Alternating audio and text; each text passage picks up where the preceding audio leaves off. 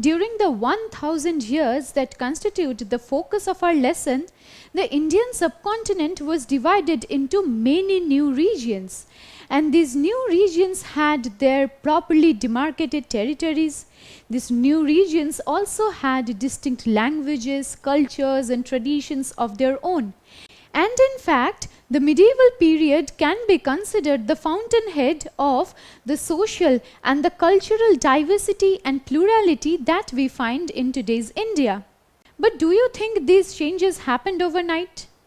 How did these small regions went on to acquiring greater dimensions? That is to say, how did small regions evolve into new kingdoms, into new dynasties? These are some of the questions that we will be trying to answer in this lesson. The focus of this lesson will be on region and empire. Empire, dynasties, kingdoms that were formed in and around the medieval period. So without further ado, let's begin this discussion and find out about the empires that were prevalent in medieval India. Consider you're touring the Indian state of Tamil Nadu. Here you will find most of the people speaking a language that's known as Tamil. Now consider you have come to the Indian state of West Bengal. Will you find people speaking in the same language in this state as well? I don't think so, because in this state you will find people speaking in Bengali, which is a different language from Tamil. Now this speaks to the linguistic variations that you will come across when you travel from one region to another in the country itself. And in fact, with this linguistic variation, socio-cultural differences can also be witnessed when one person travels from one Indian state to the other. Now, multiculturalism, multi-ethnicity still constitute very important characteristics of independent India.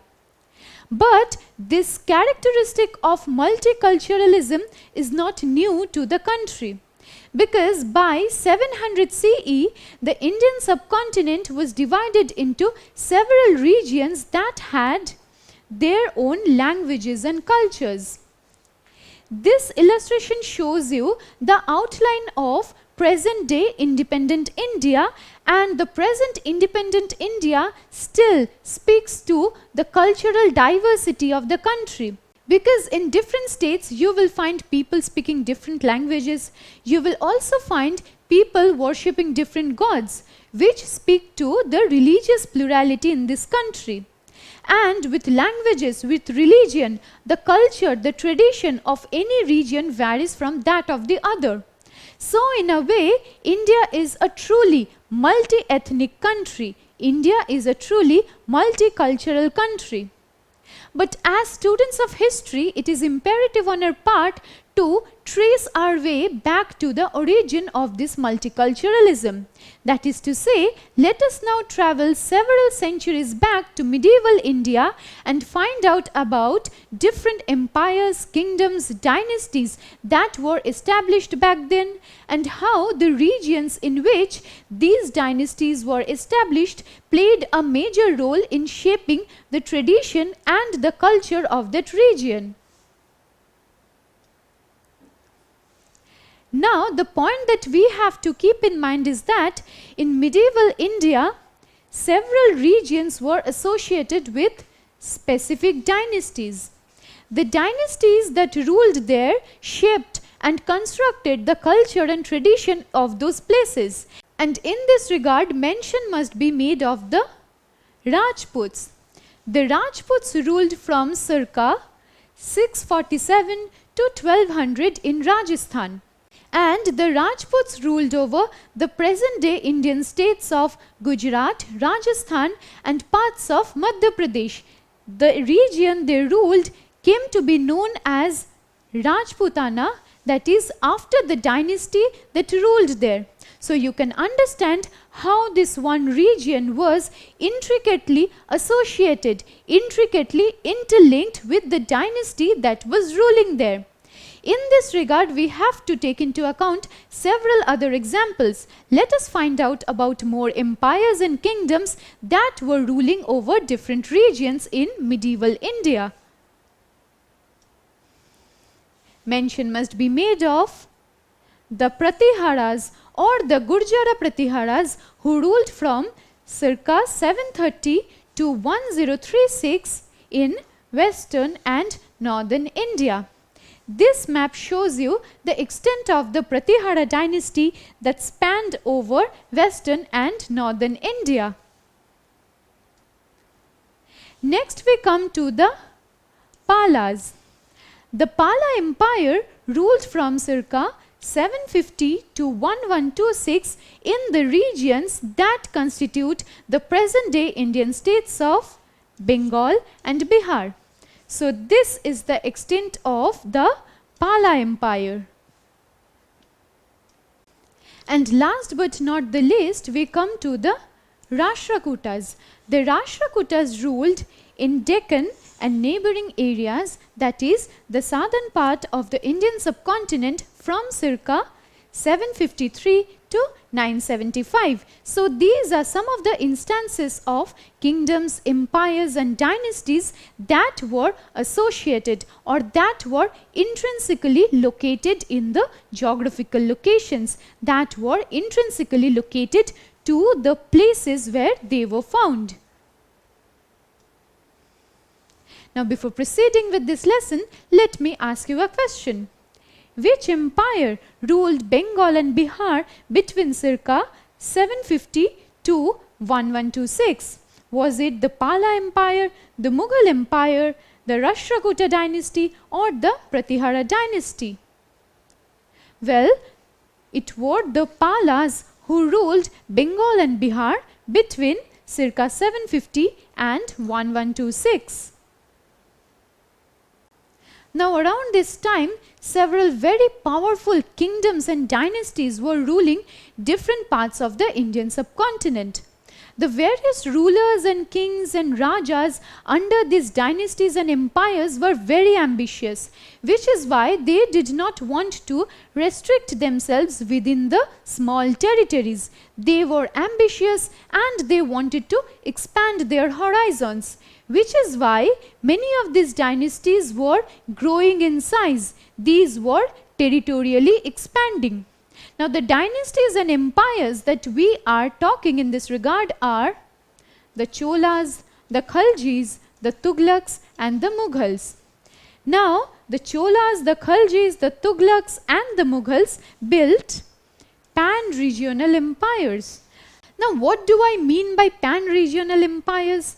A pan-regional empire, simply put, is an empire that is not restricted within a very confined territory. A pan-regional empire extends beyond its geographical location and goes on to controlling other diverse regions. So, these pan-regional empires were spanning across diverse regions.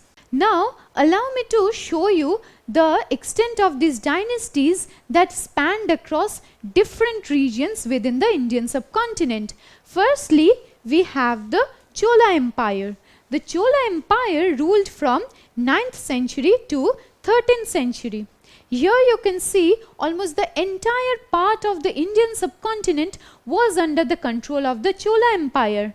And so much so that the Cholas went on to controlling Sri Lanka as well.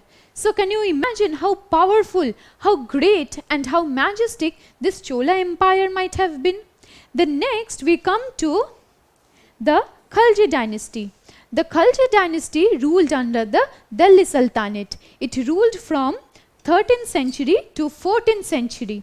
And this shows you how the Khalji dynasty was ruling over a great portion of northern, northwestern and eastern India.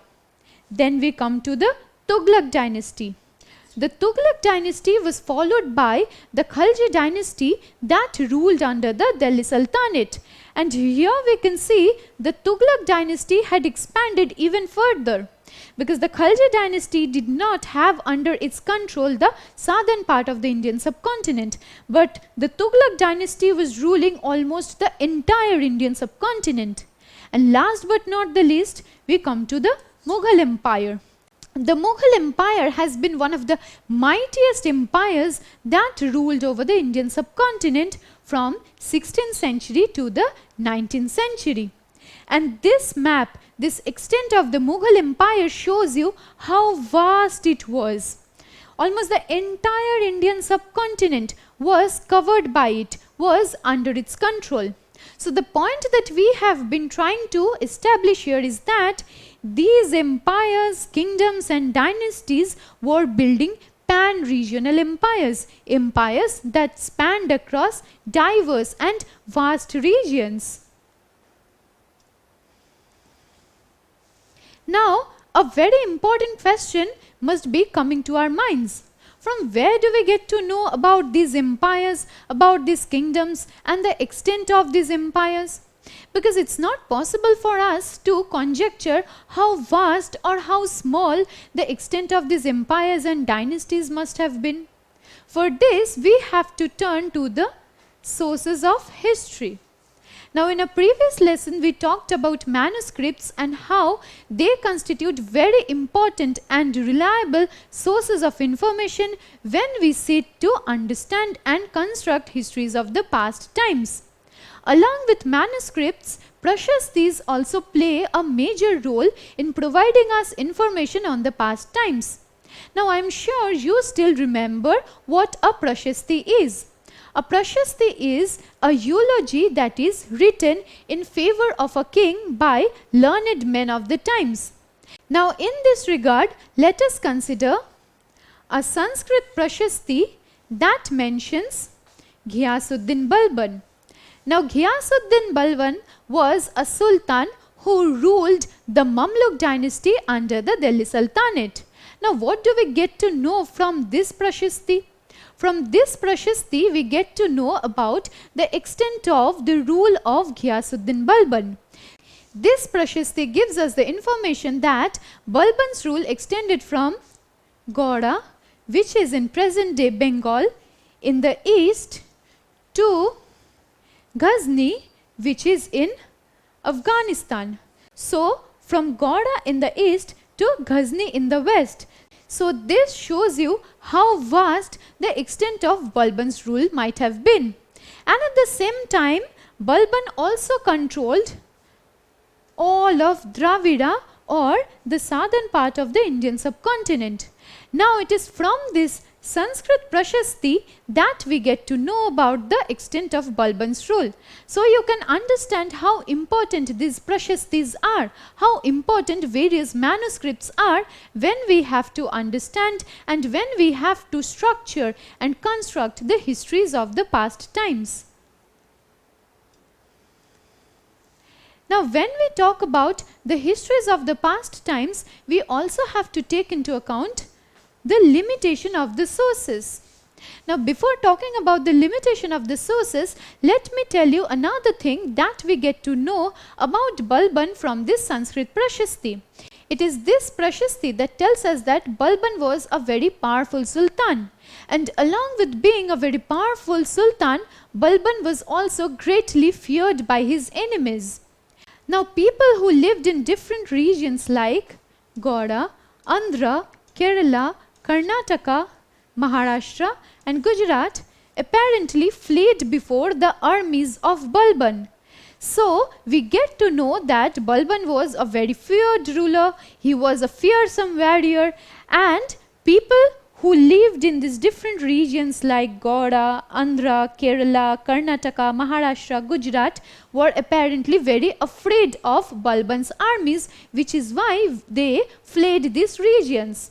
Now, you must be thinking that this is a very crucial information that we get to know about Balban from that Sanskrit Prashasti. Well, let me now introduce you to the concept of limitation of the sources. Now, why do we think that this source has its own limitation? This is because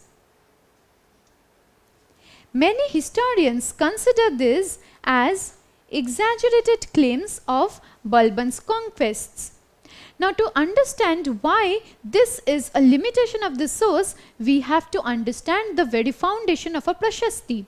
As panegyric and eulogies written in support of the kings, written in order to glorify and celebrate the rules of various kings, this Prashastis more often than not gives us accounts which were not real.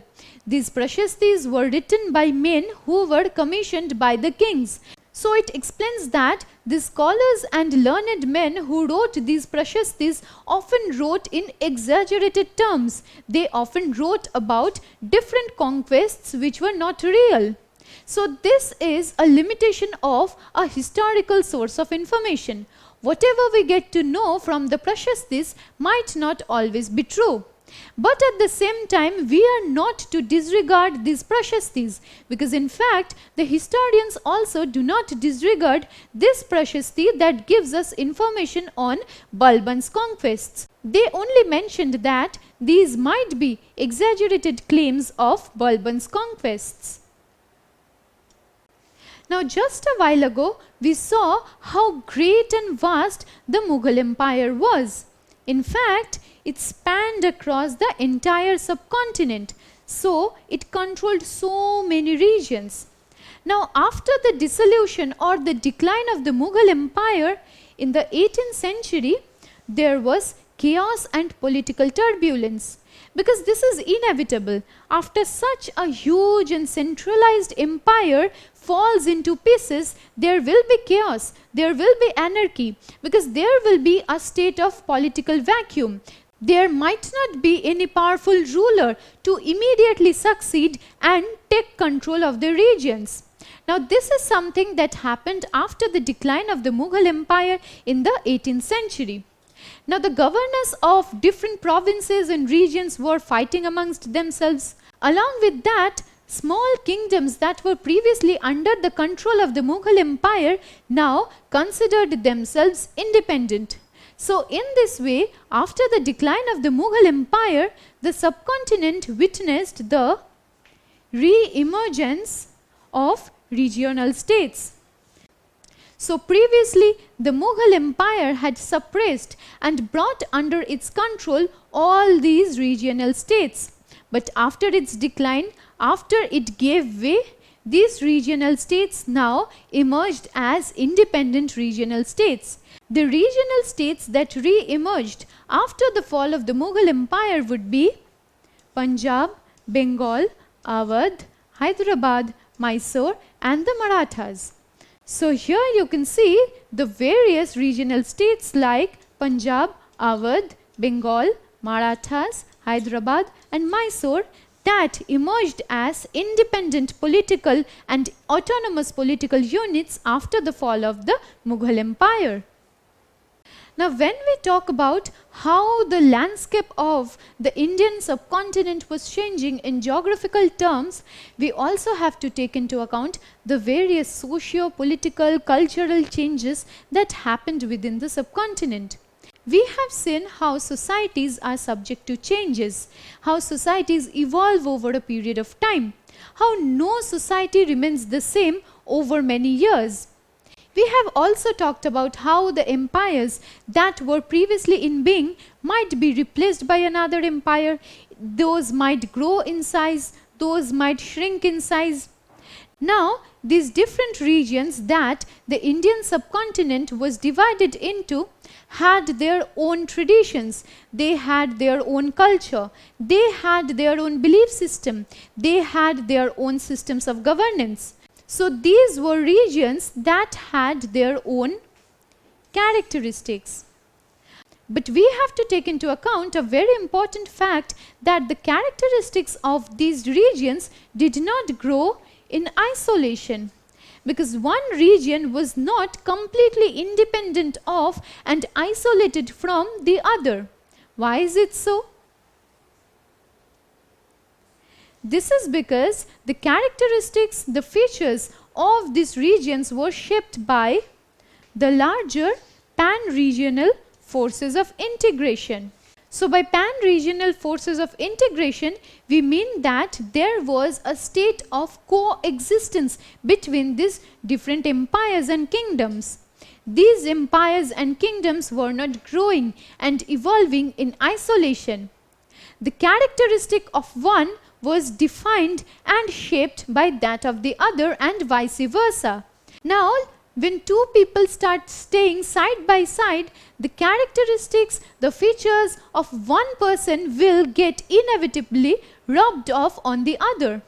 So this means that the characteristic of no person or no empire or region in this regard can grow in isolation. But does that mean that these empires, these kingdoms lost their uniqueness? They lost their distinctive identity? Most definitely not, because along with retaining their distinctiveness, these regions were being shaped by the larger forces, the pan-regional forces of integration. This now brings us to an end of our discussion on region and empire. In our previous lesson, we talked about the various sources of history, the sources of information that help us construct our histories of the past. And it is in that lesson where we got to know about the manuscripts. And in that lesson, we also raised a question as in what do we get to know from those manuscripts. Now from those manuscripts, we come to know about the various changes that the Indian subcontinent has undergone over the times. This lesson focused on how between 700 and 1750 CE, the Indian subcontinent was divided into several small regions, and these small regions were autonomous political units. And as autonomous political units, they had their own culture, their own tradition. And over time, these traditions were passed on to the immediate next regions. Now these regions were not static because many of these regions were swept out of existence. Many of these regions, these kingdoms, these territories also grew in size. So what we mean here is that no society, no territorial unit can remain static. Here we saw that many of these regions, many of these empires, kingdoms were dynamic in nature because along with the evolution of culture, of tradition, there was difference in geographical territories as well. Now this lesson introduced us to how the formation of these small regions, these distinct regions, gave birth to multiculturalism in the country itself.